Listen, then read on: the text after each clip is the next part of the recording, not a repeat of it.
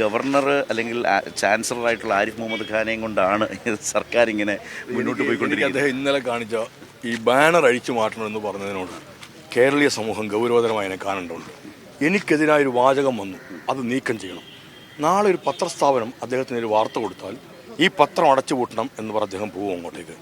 നാളെ ഒരു ചാനൽ ഒരു ആക്ഷേപഹാസ്യ പരിപാടിയായിട്ട് പോലും കൂടുതലും കൊടുത്താലോ അല്ലെ അദ്ദേഹത്തിനെതിരായൊരു വാർത്ത കൊടുത്താലോ ഈ ചാനൽ ഇവിടെ പ്രവർത്തിക്കാൻ പാടില്ല അദ്ദേഹം പറയുന്നു.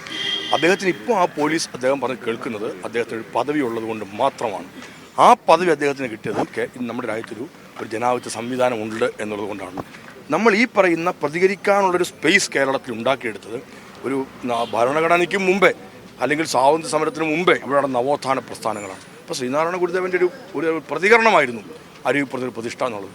അപ്പോൾ അത് പാടില്ലാന്ന് ചിന്തിച്ചിട്ടുണ്ടാവും. ഇങ്ങനെ ഓരോരുത്തരുടെയും നിങ്ങൾ എടുത്തു നോക്കും.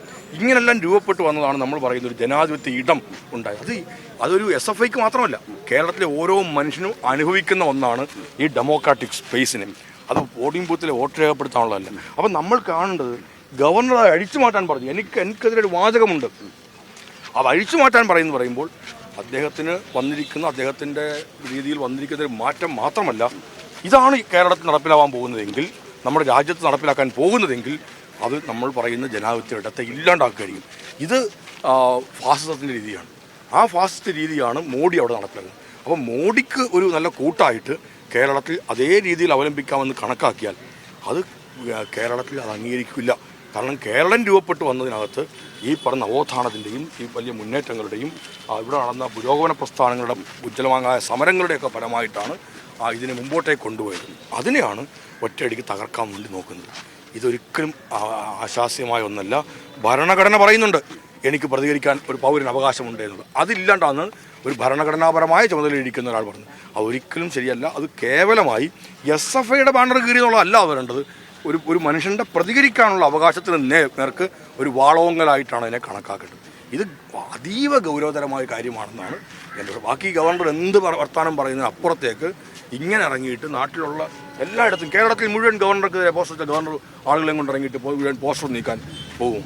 അതിനൊരു സംവിധാനം കേരളത്തിൽ അങ്ങനെ രൂപപ്പെട്ടാൻ പറ്റും. അങ്ങനെ ഏത് കാലത്ത് നടന്നിട്ടുണ്ട്? അങ്ങനെയല്ല.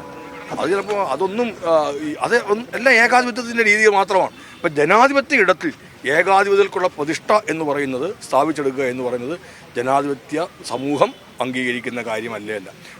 പലതിനെല്ലാം ഇക്കിളിപ്പെടുത്തലുകളിലൂടെയാണ്. ഇപ്പോൾ നരേന്ദ്രമോദിക്ക് ആ ഒരു ഏകാധിപത്യ രീതിയെ കൊണ്ടുവരാൻ കഴിയുന്നത് മതം എന്ന് പറഞ്ഞതിൻ്റെ ഒരു ഇക്കിളിപ്പെടുത്തൽ ജനങ്ങൾക്ക് കൊടുത്തിട്ടാണ്. ഇപ്പോൾ ഇക്കിളിപ്പെടുത്തുമ്പോഴുള്ള പ്രശ്നങ്ങൾ നമ്മുടെ നിന്നുള്ള എല്ലാം പോകും. നമ്മളൊരു ഒന്ന് ഇക്കിളിപ്പെടുത്താൽ ശരത്തിൻ്റെ ഈ മൈക്ക് താഴെ പോവും. ഇത് പറഞ്ഞതുപോലെയാണ് നമ്മളിലുള്ള ഏറ്റവും വലിയൊരു അവകാശത്തെ ജനം കളഞ്ഞത് ഒരു ഇക്കിളിപ്പെടുത്തൽ മതത്തിൻ്റെ പേരിലാണ്. അവിടെ വന്നിട്ടാണ് ഒരു ഏകാധിപതിക്ക് ഇരിക്കാനുള്ളത്. അതേപോലെ കേരളത്തിലെ ഗവർണർ ഒരു തരത്തിൽ നിൽക്കാമെന്ന് കരുതുന്നത് നല്ലതല്ല. ഞങ്ങളുടെ പാർട്ടി അതുകൊണ്ട് വർഷങ്ങൾക്ക് മുമ്പ് പറഞ്ഞാണ് ഈ ഗവർണർ പദവി ആവശ്യമില്ലാത്ത ഒന്നാണ് എന്ന്. CPIയുടെ നിലപാട് വളരെ ശരിയാണെന്ന് ബോധ്യപ്പെടുന്നത്. ഇതെല്ലാം പറഞ്ഞു കഴിഞ്ഞൊരു സാധാരണ മലയാളി ഇതൊക്കെ ആരോട് പറയാൻ അല്ല, ഇത് കേരളം പ്രതികരിക്കും. നമ്മൾ കേരളത്തെക്കുറിച്ചല്ലല്ലോ ആശങ്ക. ഇതൊക്കെ കേട്ടാൽ മനസ്സിലാകുന്നവരോടല്ലേ നിങ്ങൾ തിരുത്തണം, ഇതല്ല കേരളം, ഇതല്ല ജനാധിപത്യം, ഇതല്ല ഭരണഘടന എന്ന് കേരളം പറഞ്ഞു കൊടുത്താൽ മനസ്സിലാകാൻ. കണ്ണൂരിനെ കുറിച്ച് പറയുന്നു. എന്താണ് സംഭവിക്കുന്നത്? ഇങ്ങനെയാണോ കേരളത്തിൽ മുമ്പോട്ടേക്ക് പോകേണ്ടത്? നമ്മുടെ ഒരു ഭരണഘടനാപരമായ ഒരു സ്ഥാപനത്തിലിരിക്കുന്ന ആളുകൾ കാണിക്കേണ്ടുന്ന പ്രത്യേകമായ ചില ഇതില്ലേ, ഒരു ഔന്നത്യം ഉണ്ടാവില്ലേ? നമ്മുടെ വാക്കിലും നമ്മുടെ പ്രവൃത്തിയിലും എല്ലാം ജനം നോക്കുന്നത് അത്ര ഉന്നതമായൊരു നിലവാരം പുലർത്തുന്ന ഒരാളിനായിരിക്കും. അത് ഒരു മന്ത്രിയാകുമ്പോൾ പോലും ജനം കാണുന്നത് അങ്ങനെയല്ലേ കാണുന്നത്. അപ്പോൾ അത് കാണിക്കാതെ നമ്മളൊരു ജനത്തെ ഈ വെല്ലുവിളിക്കുന്ന ഇടത്തേക്ക് പോകരുതെന്നുള്ളതാണ് എൻ്റെ വിനീതമായ അഭിപ്രായം.